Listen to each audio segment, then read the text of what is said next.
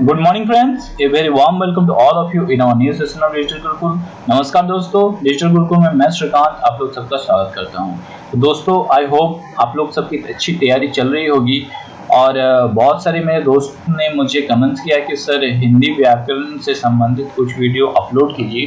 तो दोस्तों आप लोगों को पता होगा जो जेएसएससी की तैयारी कर रहे हैं, चाहे वो पंचायत सेक्रेटरी, चाहे डिफरेंट या तो सब इंस्पेक्टर जिसकी भी तैयारी कर रहे हैं या जेपीएससी की तैयारी कर रहे हैं, तो जेएसएससी के बारे में मैं बता दूं कि जो एग्जाम पैटर्न है उसके अनुसार से हिंदी व्याकरण से लगभग 40 क्वेश्चन आने वाले हैं। सो बहुत ही इंपॉर्टेंट हो जाता है आप लोगों का हिंदी व्याकरण और उसके बारे में जानना, ठीक है। और हिंदी अनुच्छेद से जो है वो 20 प्रश्न आएंगे।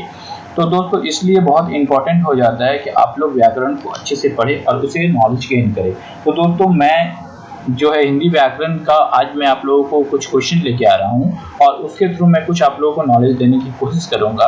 इस क्वेश्चन के थ्रू आप लोग बस ये जानने की कोशिश कीजिए कि किस टाइप के क्वेश्चन जो है पूछे जाते हैं। आप लोगों का मीन्स लेवल ऑफ प्रिपरेशन इस टाइप का होना चाहिए, ठीक है। अपडेट मतलब अगर आप लोगों को आता है तो वेल एंड गुड, अगर नहीं आता है तो अपने आप को अपग्रेड कीजिए और आप लोग इस लेवल तक प्रिपरेशन कीजिए, ठीक है दोस्तों। तो चलिए शुरू करते हैं फर्स्ट क्वेश्चन से। पहला क्वेश्चन देखिए जो है, पहला क्वेश्चन देखिए समास से रिलेटेड है। क्वेश्चन जो है वो है नवरात्र में कौन सा समास होता है, ठीक है दोस्तों। तो इसके लिए आप लोगों को समास की जानकारी होना बहुत जरूरी है, ठीक है दोस्तों। तो मैं समास के लिए थोड़ा मैं बता दूं समास क्या होता है।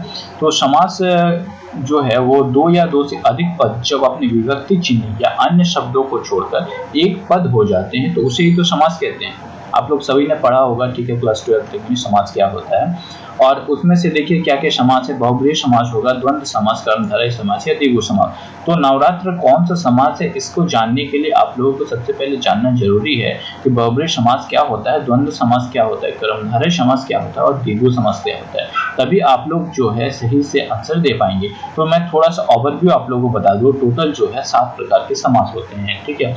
उसमें से अगर बहुब्रीहि समास जो है उसकी बात करें तो ये समास होता है जिसमें कोई भी पद प्रदान नहीं होता है, ठीक है, बल्कि समस्त पद मिलकर एक अन्य पद का बोध कराते हैं। जैसे दो पद हैं वो मिलके एक अलग पद का ही बोध कराते हैं। कोई भी पद जो है उसमें प्रधान नहीं होता है। जैसे कि एग्जांपल जैसे नीलकंठ, नीला है जिसका कंठ, तो नीलकंठ क्या है, भगवान शिव को डिनोशन कर रहा है। इटसेल्फ में नीलकंठ कुछ भी नहीं है। जैसे वीणा पानी, वीणा है पानी जिसके हाथों में, तो भगवान सरस्वती को जो है ये मतलब इंडिकेट कर रहे हैं, ठीक है। तो ये है बहुब्रीहि समास। सेकंड जो है वो द्वंद्व समास जैसे लिखा हुआ है। तो द्वंद्व समास इसमें क्या होता है, सभी पद प्रधान होते हैं, वो होता है द्वंद्व समास। जैसे कि लोटा डोरी हो गया, अच्छा बुरा हो गया, झूठ सच हो गया। तो लाभ हानि, इसमें क्या है कि कोई भी पद को आप लोग बोल नहीं सकते कि ये पद की प्रधानता है। इसमें दोनों ही पद, लाभ एक पद है और हानि एक पद है। तो लाभ हानि अगर बोलते हैं तो दोनों ही पद प्रधान है। तो ये हो गया आपका द्वंद्व समास। नेक्स्ट देखते हैं कर्मधारय समास जो है, ठीक है। तो कर्मधारय समास में क्या होता है, प्रथम पद जो होता है इसमें हमेशा विशेषण होता है। आप लोग कैसे पहचानेंगे, प्रथम पद हमेशा विशेषण होता है, दूसरा पद होता है विशेष्य। विशेषण वो होता है कि जो की विशेषता बताता है और विशेष्य जो है मतलब जिसकी विशेषता बताई जाती है। जैसे कि मैं एग्जांपल बोल रहा हूं महात्मा, ठीक है। इसमें क्या है कि महान है जिसकी आत्मा, उसी को तो महात्मा कहते हैं, ठीक है। तो महान मतलब क्या है, उसकी विशेषता बता रहे हैं। किसकी विशेषता बता रहे हैं, आत्मा की। तो महान इसमें हो गया विशेषण और आत्मा क्या हो गया इसमें विशेष्य। तो ये जो है इस टाइप के समास जो होते हैं वो कर्मधारय समास होते हैं। लास्ट जो आप लोग देख रहे हैं द्विगु समास। द्विगु समास क्या बताता है, द्विगु समास को पहचानने का तरीका है कि इसमें पूर्व पद मतलब पहले जो पद होगा वो क्या होगा, संख्यावाचक होगा, मीन्स नंबर सिस्टम डिनोशन होगा, मीन्स कोई नंबर जो होगा वो डिनोट करता होगा। तो उस टाइप के जो समास होते हैं वो होते हैं द्विगु समास, ठीक है। और भी समास है, ठीक है। टोटल 7 प्रकार के समास है। तत्पुरुष समास, कर्मधारय समास, बहुब्रीहि समास, अव्ययभाव समास, द्वंद्व समास, द्विगु समास और नए समास। मैं आगे वीडियो अपलोड करूंगा, डिटेल जो है सारे ग्रामर को लेके समास क्या होता है ये भी दोस्तों, ठीक है। मैं ऐसे शॉर्ट फॉर्म में बता दिया। आगे भी मेरी वीडियो को देखते रहिए और लाइक और सब्सक्राइब करना मत भूलिए दोस्तों। आप मेरे साथ जुड़े रहिए, जरूर से जरूर आप लोगों को सफलता मिलेगी। तो दोस्तों यहाँ जो आप लोग देख रहे हैं नवरात्र, यहाँ पे आप लोगों को क्या नव मतलब क्या इंडिकेशन कर रहा है, मीन्स इसमें नंबर। तो जैसे मैंने बताया नंबर अगर इंडिकेट करता है तो वो हो गया क्या, द्विगु समास। तो सही आंसर इसका क्या होगा दोस्तों, द्विगु समास, ठीक है। चलिए नेक्स्ट क्वेश्चन की ओर बढ़ते हैं।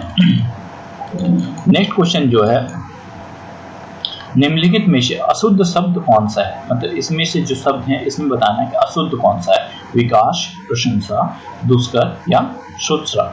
ठीक है, इसमें से अशुद्ध शब्द बताना है। तो अशुद्ध शब्द जो इसमें है वो है लास्ट जो है सुश्रा जो है अशुद्ध शब्द है। ठीक है दोस्तों, नेक्स्ट चलिए क्वेश्चन की ओर बढ़ते हैं। इस क्वेश्चन में बताना है निम्नलिखित में से कौन सा शब्द जो है वो तद्भव है।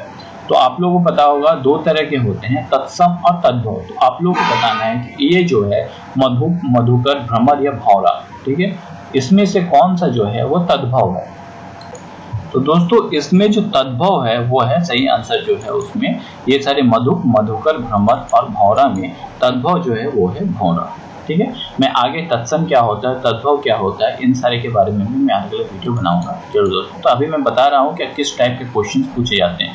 ये देखिए सारे क्वेश्चंस जो है डिफरेंट पूछे गए हैं। जैसे ये यूपीपीएससी समीक्षा अधिकारी परीक्षा 2011 में पूछे गया है, ये जो है ये आरपीएससी पुलिस सब इंस्पेक्टर परीक्षा में पूछा गया। तो सारे क्वेश्चन बहुत इंपॉर्टेंट है आप लोग की जानना और अपने आप को एनालाइज करना कि मेरा स्टैंडर्ड क्या है। चलिए आगे देखते हैं। मृगेंद्र का पर्याय है, मतलब पर्यायवाची शब्द कौन सा है मृगेंद्र का। ठीक है, अहि, कुरंग, हाई या शार्दुल, आप लोगों को बताना है मृगेंद्र का जो है वो कौन सा क्या है पर्यायवाची है। तो इसका सही आंसर जो है मृगेंद्र का पर्यायवाची जो है वो है शार्दुल। ठीक है दोस्तों, चलिए नेक्स्ट क्वेश्चन देखते हैं। नेक्स्ट जो है वो है साधु का जो है विलोम क्या है। साधु का विलोम, विलोम मतलब क्या होता है, ऑपोजिट शब्द है। ये देखिए यूपीपीएससी समीक्षा अधिकारी में आ चुका है। साधु का विलोम शब्द क्या है, साधुनी, सन्यासीन, साध्वी या असाधु। ठीक है, साधु का आप लोगों को विलोम शब्द ऑपोजिट बताना है। तो साधु का ऑपोजिट क्या होगा, असाधु। अगर सिमिलर बनाना, साधुनी मीन्स क्या है, ये तो स्त्रीलिंग पुल्लिंग जो बात है वो अगर होता तो साधुनी होता, यहाँ पे ऑपोजिट बताना है। फिर साधु का ऑपोजिट क्या हो जाएगा, असाधु। ठीक है दोस्तों, आप लोग बस क्वेश्चन को देखिए कि किस टाइप से हम लोग को प्रिपरेशन करना है, उस टाइप से अपने प्रिपरेशन का लेवल स्टार्ट कीजिए। मैं इसलिए सारी बातें बता रहा हूँ, आगे भी मैं आप लोगों के साथ जरूर जुड़ा रहूंगा। बस आप लोग लेवल अपना देखिए कि किस तरह से हम लोग प्रिपरेशन करना है, इसलिए मैं ये वीडियो अपलोड किया हूँ आप लोग के लिए। बहुत सी भाषाओं को जानने वाला उसे क्या कहते हैं, ये उत्तराखंड सहायक लेखा परीक्षा में आ चुका है।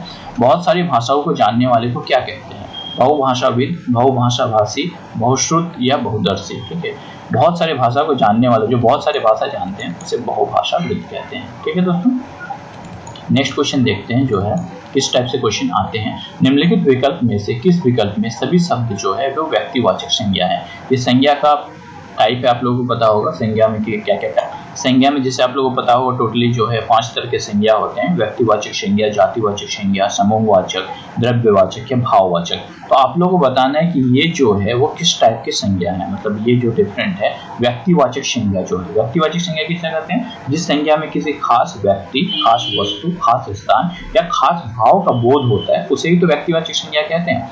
तो आप लोगों को बताना है कि इसमें से व्यक्तिवाचक संज्ञा कौन सा है। ममता, बैल, राधेश्याम, ठीक है, ये तीनों ही एक तरह की संज्ञा होना चाहिए। ठीक है, तो कौन सा है, राधेश्याम, पन्नालाल, हिमालय, आम, साधना, ऊंचाई, गाय, मूर्खता या चालाकी। तो इसमें से जो राधेश्याम है, पन्नालाल या हिमालय, ये किसी व्यक्ति, वस्तु या स्थान के भाव को बताते हैं। देखिए राधेश्याम व्यक्ति है, पन्नालाल व्यक्ति है, हिमालय क्या है, तब कोई खास स्थान है हिमालय। ठीक है, तो ये जो है ये व्यक्तिवाचक संज्ञा है। ठीक है दोस्तों, तो सही आंसर इसका क्या हो जाएगा, बी, राधेश्याम, पन्नालाल और हिमालय। ये जो है नेक्स्ट क्वेश्चन देखते हैं। राजपुत्र में कौन सा समाज है। जैसे मैंने बताया अलग अलग टाइप के समाज जो है, डिफरेंट टाइप के 7 प्रकार के समाज जैसे बताया मैंने। तो इसमें बताना है राजपुत्र में जो है किस प्रकार के समाज है। ठीक है, तो जैसे बहुब्रीहि समाज, तत्पुरुष समाज, तेगु या कर्मधारय समाज। ठीक है दोस्तों, तो आप लोगों को फर्स्ट में देखना है कि टाइप में किसका हम लोगों को समाज जानना है। तो राजपुत्र का समाज जानना है। तो पहला ऑप्शन है बहुब्रीहि समाज। तो आप लोगों को जैसे मैंने बताया बहुब्रीहि समाज में इसमें कोई पद प्रधान नहीं होता, वो थर्ड रिप्रेजेंटेशन करता है, तो वो तो है नहीं। तत्पुरुष समाज नेक्स्ट में है, जिस समाज का जो है अंतिम पद प्रधान होता है। तो यहाँ देखिए राजपुत्र, राजा का पुत्र, तो अंतिम पद ये प्रधान है, तो सब डेफिनेटली इसमें क्या होगा, तत्पुरुष समास। द्विगु समास होगा नहीं क्योंकि ये संख्यावाचक बताता है, तो ये संख्या है नहीं। कर्मधारय समास नेक्स्ट जो है आप लोगों को जैसे मैंने बताया। ठीक है, इसमें प्रथम पद जो विशेषण, दूसरा पद विशेष्य होता है, वो भी नहीं है। तो सही आंसर क्या होगा दोस्तों इसका, तत्पुरुष समास। आई थिंक थोड़ा बहुत क्लियर है आप लोगों को, मैं अलग से डिटेल आप लोगों को बताऊंगा। ठीक है, बस मैं आप लोग क्वेश्चन देखते जाइए, मिश्र वाक्य में चिन्हित कीजिए। ठीक है, इसे आप लोगों को बताना है कि जो ये वाक्य है, ठीक है, किस तरह के मिश्र वाक्य, मतलब किस तरह के वाक्य में अशुद्धियां जो है वो आप लोगों का निकालने हैं। ठीक है, मिश्र वाक्य, इस तरह के डिफरेंट टाइप के वाक्य होते हैं, इसमें से मिश्र वाक्य कौन सा है इसे आप लोगों को बताना है। जैसे आपके ऐसा क्यों किया, उसने कहा कि आज छुट्टी हो जाएगी। वह आप एमपी हो गए, बालक आया और मेरे पास बैठ गया। तो इसमें बताना है कि मिश्र टाइप के वाक्य कौन है। तो ये जो है बी, उसने कहा आज छुट्टी हो गई, ये जो है मिश्र वाक्य है। वाक्य डिफरेंट टाइप के क्या होते हैं ये भी मैं बताऊंगा। नेक्स्ट जो है मैं इतना मीठा चाय नहीं पी सकता। इस वाक्य में दोष है, मतलब किस टाइप का दोष है आप लोगों को बताना है, किस टाइप का एरर है इसमें। जैसे एरर आप लोगों इंग्लिश में पढ़ते होंगे, एरर डिडक्शन, उस टाइप के ही है कि मैं इतना मीठा चाय नहीं पी सकता। इसमें किस टाइप का एरर है, ठीक है, अनुवति का कि परिक्रम का कि क्रिया का कि सर्वनाम के, किस टाइप का इसमें एरर है ये आप लोगों को बताना है इस क्वेश्चन में, ठीक है दोस्तों। तो इसमें जो है एरर जो है वो अनुवति का एरर है, फर्स्ट में जो है अनुवति का एरर है इस टाइप के क्वेश्चंस में। नेक्स्ट क्वेश्चन देखते हैं। वृद्धा ने बौद्ध भिक्षु को डैश दिया। तो आप लोगों को फिल इन द ब्लैंक्स लिखना है। Fill in the blanks type के भी क्वेश्चंस आ सकते हैं, बस टाइप आप लोग देखते जाइए कि किस टाइप के क्वेश्चन आते हैं, इससे आप लोग प्रिपरेशन को प्रोसीड करने में आप लोग को आसानी होगी। नेक्स्ट जो है वृद्धा ने बौद्ध भिक्षु को डैश दिया। यहाँ पे फिल इन द ब्लैंक्स है, दीक्षा दिया, परीक्षा दिया, भिक्षा दिया या बभुक्षा दिया। तो आप लोगों को पता होगा क्या हो सकता है, सही आंसर जो है वो है भिक्षा दिया। इसमें कोई परेशानी नहीं है। चलिए नेक्स्ट किस टाइप के क्वेश्चन आ सकते हैं, देखिए ये मैं डिफरेंट टाइप कलेक्शन जो है वो आया है। देखिए जैसे ये अलग अलग क्वेश्चन एसएससी में आया था, ये अनुवाद परीक्षा में, ये सारे जो है एग्जाम्स के क्वेश्चन हैं, ठीक है। जैसे ये आरपीएससी सब इंस्पेक्टर एग्जाम में आया था, ये इसलिए सारे इंपॉर्टेंट क्वेश्चन इसलिए मैं कलेक्शन लेके आया हूँ आप लोगों के लिए। जैसे एसएससी हिंदी अनुवाद परीक्षा में ये क्वेश्चन आ चुका है। इसमें क्या आप लोगों को सेंटेंस अरेंजमेंट करना है, जैसे आप लोग सेंटेंस अरेंजमेंट का इंग्लिश में करते हैं उसी तरह सेंटेंस अरेंजमेंट का भी क्वेश्चन आ सकता है। आप लोगों को बताना है कि इसमें कैसे हम लोग अरेंज कर सकते हैं, तो सही इसका सेंटेंस अरेंजमेंट क्या है जैसे बताना है। तो इसमें आप लोग ध्यान से देखिए, इसका सही जो सेंटेंस अरेंजमेंट का क्रम होगा वो होगा ये मतलब सबसे पहले य होगा, ठीक है, उसके बाद ऐसे सेंटेंस अरेंजमेंट का क्रम होगा। सॉरी ये 6 नंबर ई है, ठीक है, ये मैंने लास्ट है, आप लोग उसके अनुसार सेट कर लीजिएगा इसे, ठीक है। नेक्स्ट क्वेश्चन देखते हैं दोस्तों। नेक्स्ट आप लोग क्या करना है कि विपत्ति के समय थोड़ी सी सहायता भी बड़ी होती है। इस भाव की व्यंजन पंक्ति क्या है, मतलब इसे कौन सा, ये जो सेंटेंस है विपत्ति के समय थोड़ी सी, इसे कौन सा जो है रिप्रेजेंट करता है। जैसे मैंने मतलब ये लाइन क्या रिप्रेजेंट करता है, किस तरह के वाक्य है, पंक्ति है, ये रिप्रेजेंट करता है, ठीक है। तो आंसर देखिए, 4 दिनों की चांदनी फिर अंधेरी रात, विपत्ति के समय थोड़ी सहायता भी बड़ी होती है, ये रिप्रेजेंट करता है, नहीं ये नहीं है। आम के जैसे मैंने मुहावरा हम लोग पढ़ते थे जो है उसकी बात कर रहे हैं, जैसे 4 दिनों की चांदनी फिर अंधेरी रात, ये तो ये नहीं है। आम के आम गुठलियों के दाम, वो भी नहीं है, ठीक है। चुपड़ी और दो ये भी नहीं है। नेक्स्ट जो है डूबते को तिनके का सहारा, ये सही है दोस्तों। विपत्ति के समय थोड़ी सी सहायता भी बड़ी होती है, ये जो रिप्रेजेंट करता है डूबते को तिनके का सहारा। तो ठीक है दोस्तों, सही आंसर क्या है इसका, डूबते को तिनके का सहारा। नेक्स्ट जो है देखते हैं हम लोग क्या क्वेश्चन किस टाइप का आ सकते हैं। This may be treated the most urgent, इसका क्या है, जैसे कि हम लोग का ट्रांसलेशन भी आ सकता है, ठीक है। मैं डिफरेंट टाइप को सिर्फ लेके आया, डिफरेंट कलेक्शन लेके आया हूँ, तो किस टाइप का पढ़ना है आप लोगों को। जैसे this may be treated most urgent, इसका क्या आप लोगों को ट्रांसलेशन करना है, इंग्लिश टू हिंदी ट्रांसलेशन भी आ सकती है। आरपीएससी पुलिस सब इंस्पेक्टर परीक्षा में आ चुका है, ये क्या, ये डिफरेंट देखिए, इसका सही अनुवाद क्या होगा ये आप लोगों को बताना है। तो इसका सही अनुवाद क्या होगा, इसे आवश्यक समझा जाए, ये वो सब इसका सही अनुवाद होगा इस इंग्लिश लाइन का। नेक्स्ट जो क्वेश्चन देखते हैं, भारतीय संविधान में हिंदी को मान्यता कब मिली। ये बहुत ही इंपॉर्टेंट क्वेश्चन है दोस्तों, बहुत सारे एग्जाम में पूछे जा सकते हैं कि ये यूजीसी नेट और जेआरएफ में पूछे जा चुके हैं ये क्वेश्चन कि भारतीय संविधान में हिंदी को मान्यता, हिंदी लैंग्वेज को मान्यता कब मिली। तो सही आंसर जो है मान्यता 14 सितंबर 1949 को है, भारतीय में हिंदी को मान्यता मिली सबसे पहले। नेक्स्ट क्वेश्चन देखते हैं, इनमें से सही शब्द क्या है। ये जो डिफरेंट शब्द दिए गए हैं इनमें से सही शब्द कौन सा है आप लोग को बताना है। जैसे जुलूस है, अपलुत है, जैसे परितोषक है या अतिशोक्ति है। अतिशोक्ति ये डिफरेंट है, तो सही आंसर जो है वो अतिशोक्ति। अतिशोक्ति जो है सही वर्ड है, अतिशोक्ति मतलब जो है ज्यादा हो जाना, जिसको सही अतिशोक्ति कहते हैं। नेक्स्ट होगा, इनमें से कौन सा शब्द जो है तत्सम है। आप लोगों को जैसे तत्सम तद्भव जो है, जैसे मैंने बताया उसे आप लोगों को डिफरेंशिएट कराना है कि तत्सम है या तद्भव है। इनमें से कौन सा शब्द तत्सम है ये आप लोगों को बताना है। सूरज, सावन, रुच या बिच्छू, ठीक है दोस्तों। इसमें तत्सम जो है वो है रुच, रुच जो है वो तत्सम है। नेक्स्ट क्वेश्चन देखिए किस टाइप का आ सकता है। इस आरपीएससी पुलिस सब इंस्पेक्टर में आ चुका है। नौकर का जो है पर्याय निकला है, पर्यायवाची शब्द आप लोग को लिखना है, ठीक है। सिनोनिम्स जिसे कहते हैं इंग्लिश में, सिनोनिम्स लिखना है आपको नौकर का। जैसे नौकर का क्या होगा, ऑप्शन है परिचालक, आर्यपुत्र, भृत्य या अंशज। ये आप लोगों को बताना है कि नौकर का जो है पर्यायवाची शब्द क्या है। तो सही आंसर जो है नौकर का पर्यायवाची शब्द जो होगा वो होगा भृत्य, ठीक है।